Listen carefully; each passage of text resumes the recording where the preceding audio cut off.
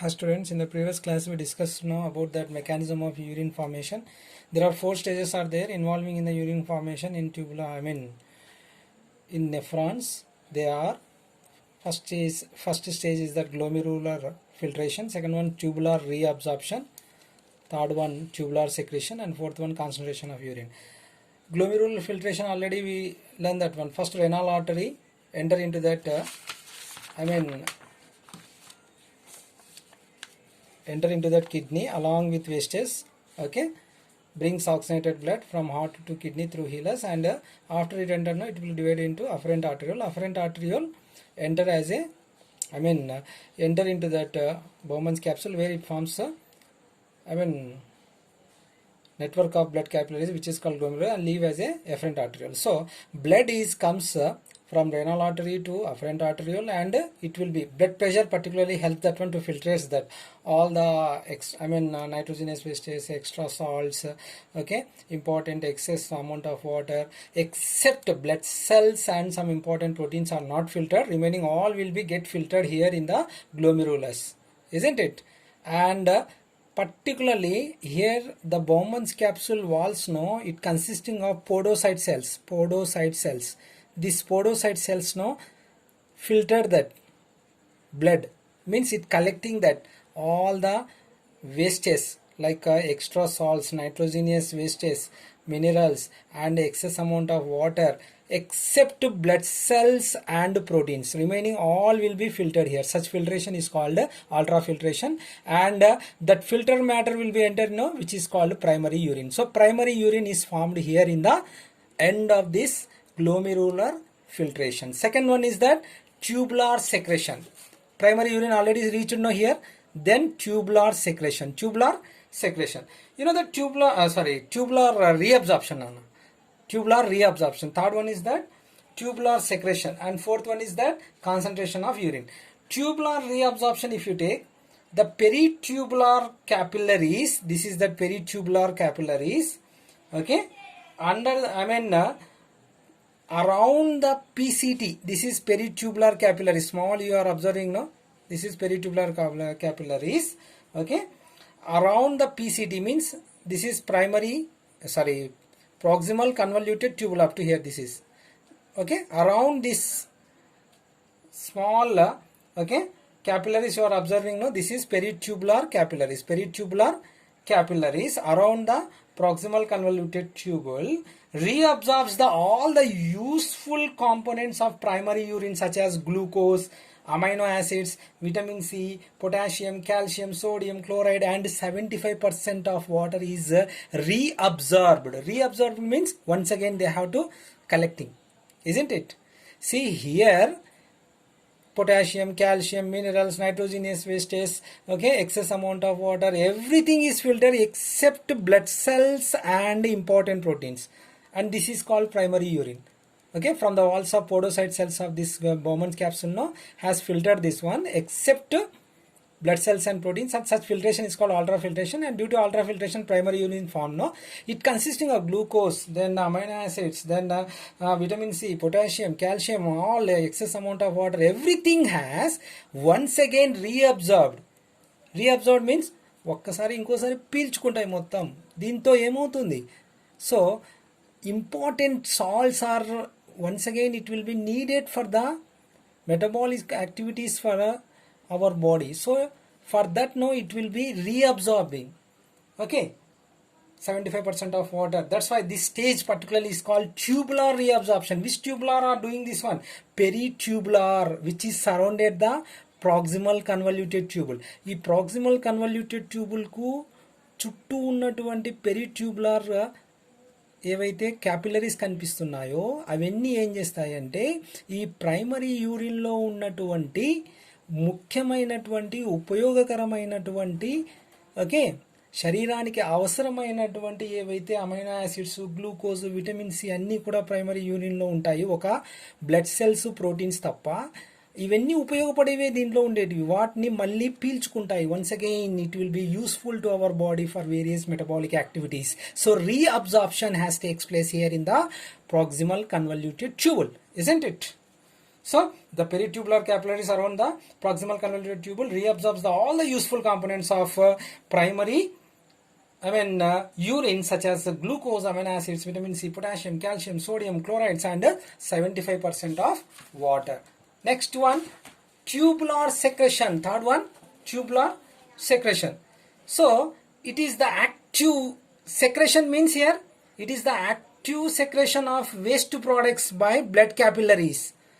Once again, ఇక్కడ పీల్చుకోబడతాయి. అందులో ఉన్నటువంటి విషపూరితమైనటువంటివి ఏమన్నా ఉంటే మళ్ళీ వీటి నుంచి ఈ బ్లడ్ క్యాపిలరీస్ నుంచి మళ్ళీ దీంట్లోకి వదులుతాయి. చూడండి ఇక్కడ పీల్చుకొనబడుతున్నాయి. ఆ పీల్చుకున్న వాటిలో వేస్టేజ్ ఏమన్నా ఉంటే ఇక్కడ వదిలేస్తాయి.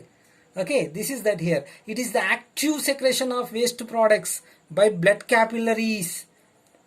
Okay, into that urinary tubule. It ensures the removal of all the waste products from blood, okay, like uric acid, then creatinine salt, and ions like potassium, sodium, and hydrogen ions. This maintains the process of okay, proper concentration of pH of urine. So once again it will be releases into that, okay, tubular portion, that particularly which is harm to our body. Excess amount will be there, that nitrogenous wastage, no, it will be secreted from the tubular portion which is surrounded the tubular portion, that pericardial capillaries, isn't it? This is tubular secretion. Okay, next fourth step is that concentration of urine. Concentration of urine. So already here 75% of water is reabsorbed here. Okay, only 25% of water will be there in that primary urine, no, and important, all that reabsorbed here. Once again in that reabsorption, any excess amount of wastage will be there, no, it will be secreted from the capillaries, pericardial capillaries into the tubular portion. Okay, so 75% of water already here reabsorbs, no. So 75% of water content of nephric filtrate that reabsorbs in the region of that proximal convoluted tubule. Only 10% of water passes out as a filter. So 75% water is filtered. Remaining how much is there? 25%. In that 25%, 10% of water passes out, filtrate through the osmosis in the area of loop of Henle. Here this is U-shaped loop of Henle, no, this is proximal convoluted tubule, this is distal convoluted tubule, and this one is a U-shaped one, is a loop of Henle. So here in the 25%, again 10% is water, 10% of water passes out, okay, of filtrate, means 15% here once again filtrate the walls of loop of Henle here. Okay, only 10% it will be reaches into that distal convoluted tubule. Okay, then this one is opens into collecting tubule. Okay, like that here. This is play very important role here, that okay, particularly the hormone, this vasopressin hormone, particularly it is further concentration of urine takes place in the area of collecting tubes in the presence of hormone called vasopressin. The hormone is secreted only when concentration of the urine is to be passed out. Hormone action maintains osmotic concentration of fluids.